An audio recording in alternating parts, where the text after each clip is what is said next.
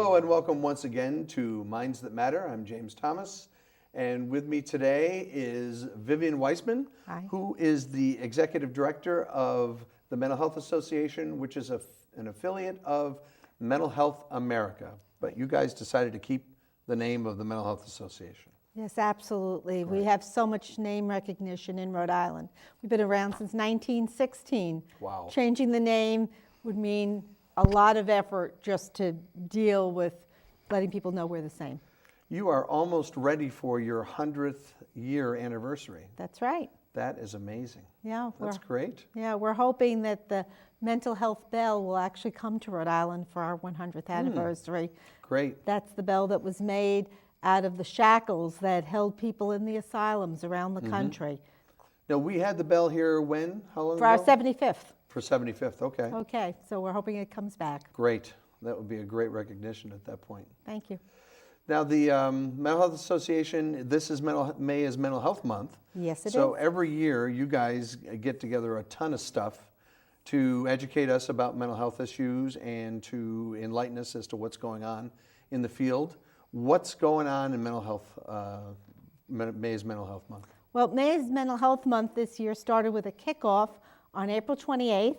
The governor led us in at the State House, where we had several people who are in recovery tell their stories. Oh, good. At the same time, we got the recognition and the greetings and the good wishes from a number of the state officials, from the Department of Behavioral Health, the Executive Office of Human Services, and the Department of Children, Youth, and Families. But what was wonderful is we were also able to give the May's Mental Health Month Bell Award recognition to Senator Tassoni, who's just been such a leader in bringing recognition to the plight of the homeless and how the long-term homeless very often have mental health concerns. And we really, despite what's happening budgetarily in the state of Rhode Island, we think that Senator Tassoni is going to get more attention and some support for permanent housing. Now, what part of the state is he from? What district does he take care of? Gee, I knew that when I wrote out the bio for the event, and it's gone right out of my head. I'm sorry. All right. I apologize, Senator. Yeah, there you go. There you go.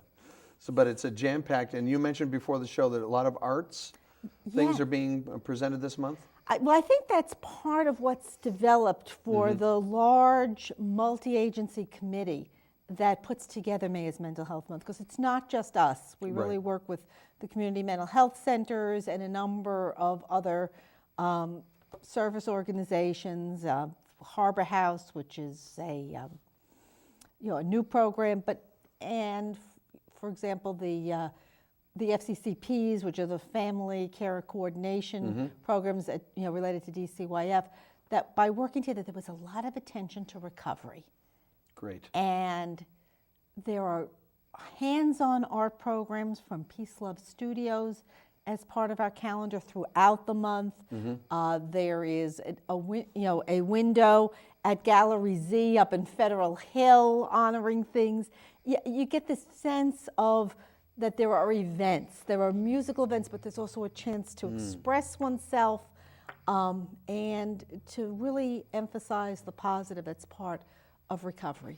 Now, Peace Love Studios, they made a T-shirt. I think it was for NAMI. Was it NAMI last year that they made? I would bet they would. They gave us also a beautiful painting that we'll be putting up in our brand new office. We're moving into to a new place in Pawtucket. Oh, really? Together with Access Rhode Island, which is one of our programs. We're moving into the same site. Where's that going to be? Do you have an address? Yep, it's right on the corner of Dexter and Barton. In the heart of Pawtucket, not far from where we are now, but Access has been working out of a storefront, and we've been working in very cramped quarters, and while we'll be cozy together, we'll be together, and that will really be very good for, just the support you can give each other. Well, you had mentioned that the Mental Health Association has been working with the homeless. Prior to you starting to work with the homeless, your mission was more broad. I mean, it's still broad in many ways, but it seemed to be more broad than focusing on service provision to the homeless. What sort of brought that about? The Mental Health Association of Rhode Island has always taken a look to see where is there a place for advocacy and education of the public in order to improve the lot of people and their families who are dealing with mental illness. And so the same way many years ago, as the consumer movement was starting, the Mental Health Association helped NAMI get started, helped the Parent Support Network get started, helped the consumers organization that runs OASIS get started. Well, Access Rhode Island came out of the recognition of the plight of the chronically homeless. Okay. And how when you take a look, homelessness is a terrible situation, and the rising number of families, but most people who are homeless, with all the efforts being made, are not homeless for long. Right. People with mental illness are often find that it's a harder struggle. It's why we work so closely with Riverwood for Housing First. We really believe when you get a roof over people's head and help them have the kind of supportive housing, you can make a real difference, and then they're able to reach out for some of the services that can lead to recovery. Now, services that lead to recovery through Access Rhode Island, can you give us the viewers a bit of a notion as to what are the kinds of things that Access Rhode Island is doing? Yeah, Access is a model, that talks about very, very intensive case management. We have resisted over the years growing the program. It's case management where caseloads are no more than 15 individuals, a lot of contact, a lot of support, a lot of follow-up, starting where the individual wants to start. A typical client that comes off of our waiting list, the first thing they want may be eyeglasses or teeth, and helping to access services for individuals with no income. Where we believe a person may be eligible for the federal benefits of SSI or SSI disability, we will work with them through our SOAR program, which we do jointly with other people around the state, with support from the United Way, housed at Riverwood. Our SOAR program will help people get those benefits so that then they can get health care, can have some income towards rent. But while we believe in Housing First and we want people to get into a treatment plan, we have a psychiatrist available, for our clients, but we also have things like showers and an emergency food closet. We have things that help people just get started, starting with the concrete of what they need. So you meet people where they're at. I mean, people come in, they're homeless. And hang with them as long as it takes. Okay. It's not, you missed an appointment. Right. You're out. We're going to suspend you for a while or right. whatever. Right. It's not, you can't pay. All of our services are free of charge. We have very good support through a program that comes through HUD, through Rhode Island Housing, to help support that. In your census, how many folks do you have that you're actively working with now? We are actively working with 38 people. Okay. And the reason we're able to do that is we have become a site for social work interns to work, and they carry a smaller caseload and helped us bump up from the 30 that we were committed to. We would love to stretch a little bit, maybe one more case manager, but our model has it that weekly, every client is reviewed by all of the staff, so that they're able to support each other and fill in the blanks. So you have a rounds, basically, is what Absolutely. they might call them. Absolutely. Okay. And that's why we are resisting getting bigger, because then it would mean multiple teams, and then how would we really be able to do this very intensive model? Statewide, you can take anyone from anywhere in the state who's been homeless? Absolutely. Most folks, are they from Pawtucket? Or? Pawtucket and Providence, Central Falls. Okay. Central Falls and Pawtucket are the two cities whose block grants help to support us.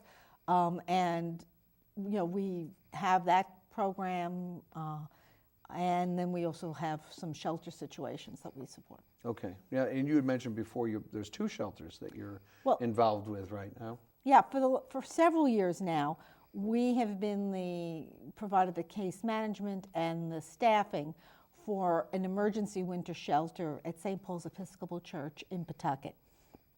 But this year, we were asked, because of the crisis that had happened, there were so many, people on the streets, that there was a need for expanding the number of emergency shelters. And the agency that had been providing the support at the Mathewson Street Church winter shelter felt that they weren't able to do it this year. And we were asked, could we take it on? And fortunately, we were able to identify a good person to coordinate it. And that shelter closed on April 15th for the season, and then St. Paul's at the end of April. Now, when will they open again? We try to get them open as early in November as possible, and you saw how early winter came this year. Yes. Our hope is that they go out of business. We want to see people permanently housed. Right. Our experience, one of the things I want to share with you is that our experience, we haven't done our count up yet for this year, but the previous year, we were able to permanently house, with the help of our partners, 40% of the people who went through the St. Paul's emergency shelter. I mean, that, it shouldn't be the same folks every year. We should be really working to move forward. Right. Yeah. How many beds at St. Paul's? St. Paul's is 15. And how many beds at Matheson? I think it's 22, something like that. Okay. Yeah. Now, is it true that most of the shelters will close their doors for spring and summer? No, just the emergency winter ones. Okay. The emergency winter ones. There are, So Harrington Hall is still open. Oh, yes. Yeah. Although Harrington Hall, there was a lot of talk about how do we permanently close Harrington Hall as a state, because it is not an ideal situation for the men, who have been there, and just looking at various models and opportunities with, grant funding from the federal government through HUD and through SAMHSA to for some of the agencies to work together to deal with that situation. When I've talked to other folks on different shows about the capacity of Rhode Island to house the homeless, that there are a sufficient number of vacant buildings, underutilized buildings, foreclosed buildings, things of that nature, that if the funding was available to pay for rent subsidies, that a large number of the folks that we work with could in fact be housed. Exactly. And the reason we've been able to make the progress, when I said how many people last year we were able to permanently house, that is because of that, because of the Rhode Home program, Shelter Plus Care, Shelter Plus Care vouchers, which work through the mental health centers. Though, because for most of the folks that we deal with, they need not just reduced rent, but also the supports that come with to help them. But it is tied to people's recovery. It's tied to quality of life, and we could do it. The numbers are not that large. The state of Rhode Island, I mean, I know there's a fiscal crisis, but I know when people don't have homes, they're more likely to use the emergency rooms, more likely to have the expenses of getting involved with the criminal justice system. In the end, it would be better for them, and I would feel better as a citizen knowing they're housed. I remember when Eric Hirsch had done his study for our Housing First program, and there was at least a $9,000 to $10,000 savings per person for each person that was able to go from what you just described as reactive care, emergency rooms, prisons, mental hospitals, to permanent housing, and how many less services they needed once they had their own home. Right, but it's like anything else. You have to invest on the front end. Right. And making that investment, if we want, it relates with, everyone is talking about health reform now, and how we have to get our arms around the costs. Well, there are tremendous costs of having people who need care being left on the streets to their own devices without the supports that could make the difference and help them move towards a healthier life. That's right. That's right. If you think about the numbers of people, when I had Judge Erickson on last month, we talked about the fact that I think 16% of the folks that are at the ACI are seriously and persistently mentally ill. And that's maybe 700 of the folks that are imprisoned. And if you think about the fact that a lot of the folks that come out of the ACI, where do they end up? They end up on the street. Yep. No one's going to give them a place to live. No one's going to give them a job. They have a mental health issue. They have a substance abuse issue. And they're going to be, ostensibly, they're going to be homeless, the day that their sentence flattens. So it's very difficult to think about the fact that we're really no reentry program at this point to sort of immediately house folks as they leave the prison. And actually, the Mental Health Association has a mental health and corrections committee. And really the two thrusts that they're looking at and advocating for Rhode Islanders about are the two arms for that very population.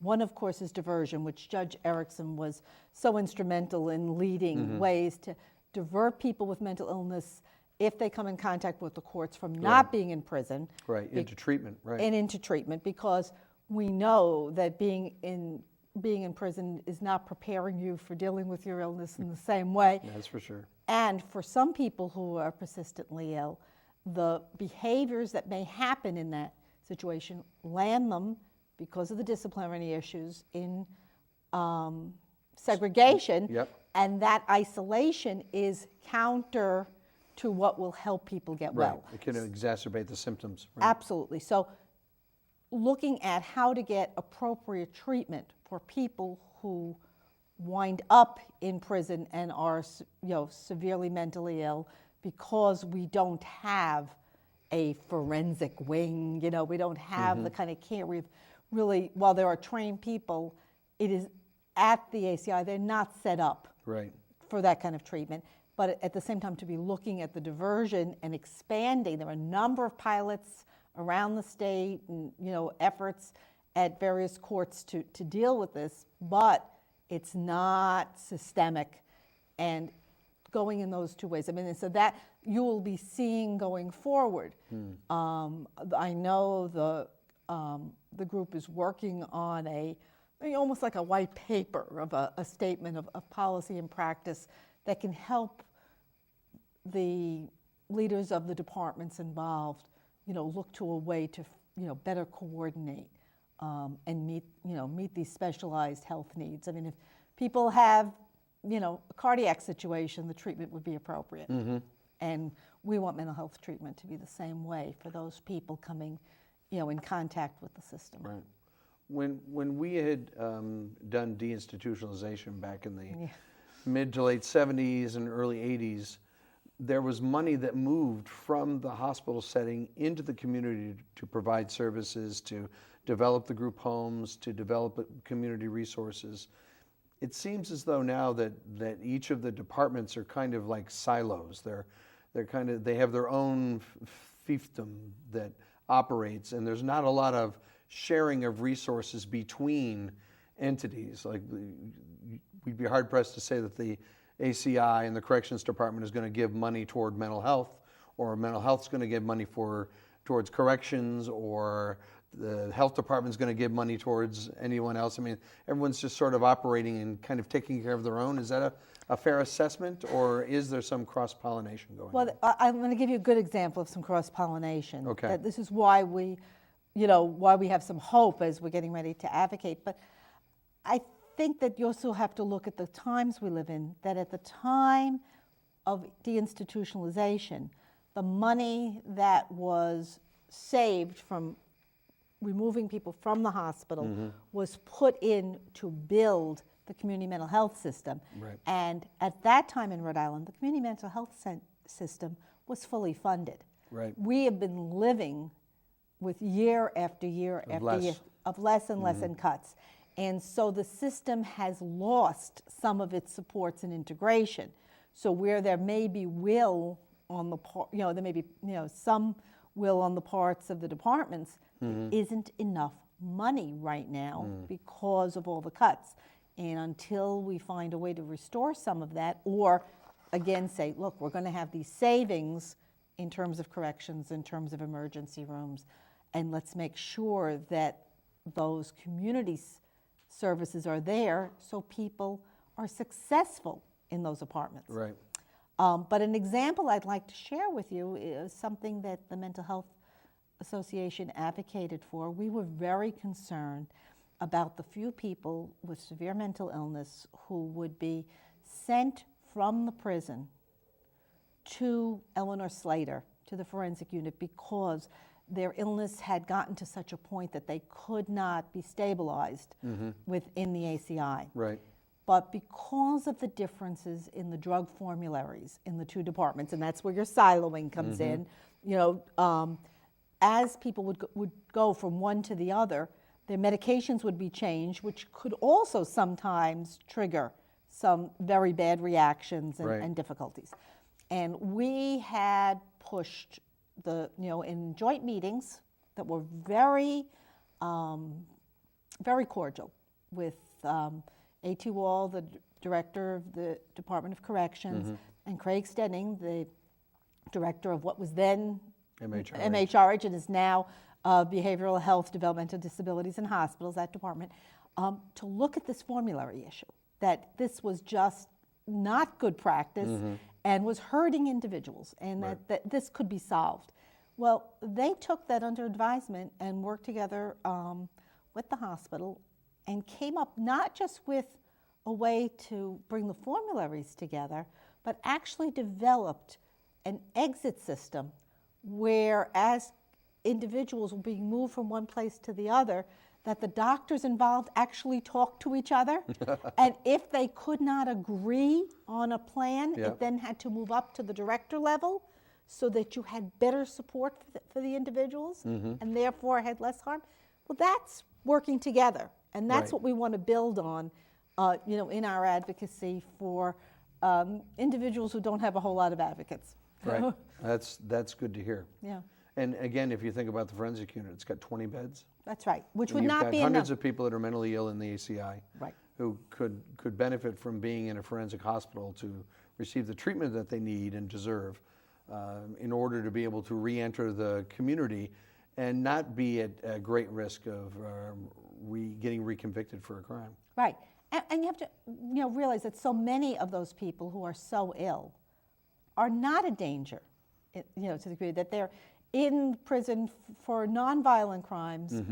Most people with mental illness, despite what gets the most attention in the newspapers, are not violent. Or in the movies. Yeah, absolutely. Yeah. Okay. Yeah. Can we go back to the May is Mental Health Month? Sure. I have a beautiful calendar here. If It's up on our website for those who would be interested. If you want to let people know, because this show will be running at the very beginning of May, and we want to be able to let people know that throughout the month there's going to be a lot of activities, and they can go where to, what website to get this info? www.mhari.org. Okay, and just click on. And you'll see the calendar, and it describes each of the events, and many of them are at no cost. They're all over the state. There are some wonderful activities for people to partake in, both things where people can have a good time and support the organizations that help the mentally ill, but also places to learn more and to support their family members. If you think of the list that you've got there, I mean, you've gone over it, you understand what's there. Any highlights, things that you were particularly struck by that you thought will be interesting for the public to see? Well, I mentioned Peace Love. There's one event that comes pretty late in the month. It's May 23rd, and that's called Paint Piece. It's a signature art event where people can paint their way, and it's a great way to learn about their workshop, and that's for folks up in Pawtucket. I think that would be one that would be of real interest. Oasis is celebrating its 30th anniversary. Oh my goodness. Yeah, and is actually going to be having a spaghetti supper of celebration at Rhode's on the Pawtucket. Wow. And that's, let me just get the date right. I don't want to be the one to make a mistake. They'll never forgive me. That's on May 19th. Okay. Okay, so those are both later in the month. So those are two I would think of. We have a wonderful event coming up on, we actually have two pretty early in May from the Mental Health Association. One of them is our annual Bell Award, which is our highest award, and is being given to Bob Andrade, who's been a real leader as he's been involved with the Council of Community Mental Health Organizations. He's a past president there. He's been very active over the years at Gateway Healthcare, but he has helped move things to the next level as a community leader. He's a vice president at Pawtucket Credit Union, but gets it. And so we're really pleased to honor him. Is he on your board also? No, he's not on our board, nope. But there was a nomination for him, and you look at his life and how much time and energy and good thing he's given, and we're really excited to be able to recognize him. That's great. And then we have another event pretty early in the month that would be, I think, be interesting for people. We've developed a small partnership with the African Alliance, which is an organization giving support to individuals who are recently immigrated from Africa. And there's particular concern, about the amount of stigma that's related to mental illness in some of the cultures of people coming from Ghana and other countries. And at the same time, there's tremendous stress in immigrating. It's a big change. Culture shock, we might want to call it. Yeah. Absolutely. And Stephen Kwame, who is connected with Rhode Island College, is an immigrant from Africa who wrote An African Living with Depression in America. Oh, wow. And he's going to be reading from his book and, having a talk, like a coffee hour. Where's he doing that? He's doing that at our place. Oh, good. Okay, at 500 Prospect Street in Pawtucket. And, we're just really looking forward to his coming, and hope people will join us. Before we have to leave, can you give the phone number of the Mental Health Association so that people know how to reach you and find out more about May is Mental Health Month, as well as other services that you guys are providing? Sure, right, absolutely, because we're doing lots of things related to, looking at, systems development in terms of children's mental health and other areas that may be of interest to people who would like to help us advocate Great. For the families of Rhode Island. Our phone number is 401-726-2285. Great. Okay. Thank you very much. Thank you, Jim. And thank you for being part of Minds That Matter. My pleasure. Good to see you. Thank you. Now, what they